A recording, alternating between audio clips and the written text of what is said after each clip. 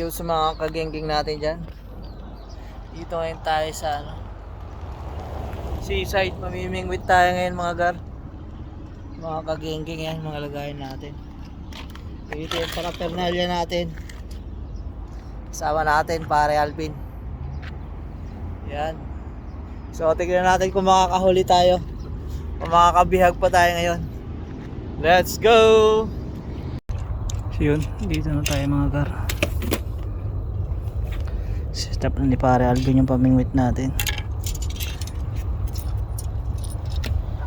So, may mga namimingwit na.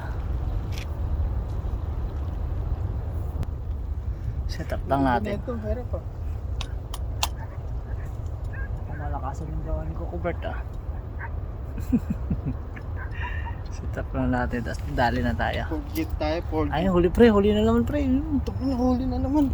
Mga kagenggeng, ayan, sineset up na ni Set up na. Dapat bumili tayo ng ano eh. paring Alvin. Yung Coco lagayan Bert. ng cellphone ba? Dito. Gano'n ako sa bahay. Sige, balikan natin. Puta. Susunod May yan. stand ako dun. Susunod yan. Ayun oh. Laki ng mga kuha nila mga ayun. Balasay pre, kapapalit lang ng ano nun pre.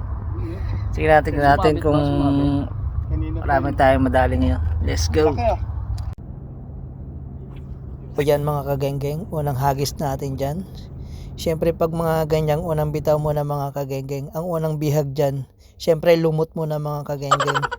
Bago tayo makakuha ng isda, lumot muna ang una natin makukuha yan. Tanggalin lang muna natin yung mga kagenggeng. Yan, sunod na bitaw mga kagenggeng. Siyempre nakabihag na tayo dyan ng unang huli. At nung nagkahuli nga tayo dyan mga kagenggeng, umambon nga agad. Medyo makulimlim din kasi. Alas 6 pa lang ng umaga yan mga kagenggeng. Huli check tayo mga kagenggeng. Ay mabihag natin. Pero mga 8 kilo na. Let's go! Ay mga gar, mga kagenggeng, lumakas yung alon. Lumangkas yung barko. What? Yan, fishing pa rin tayo. Yan, grabe. Grabe yung lakas ng alon. Yan mga kagenggeng. Grabe pa. Dahil sa barko, lumakas yung alon. Let's go! Sa palaistaan niya. Erap, kumaka na. Erap, Alvin Kalaunan, kumaka na mga kagenggeng.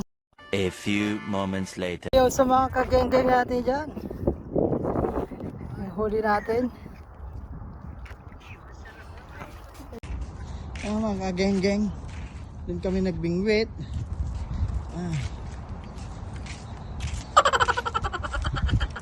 Ang nakuha ni paring Bert. Pag ilan to? 25. 25. 35. Half day. 13. Okay na, okay na. Half day. Hindi, half day lang tayo.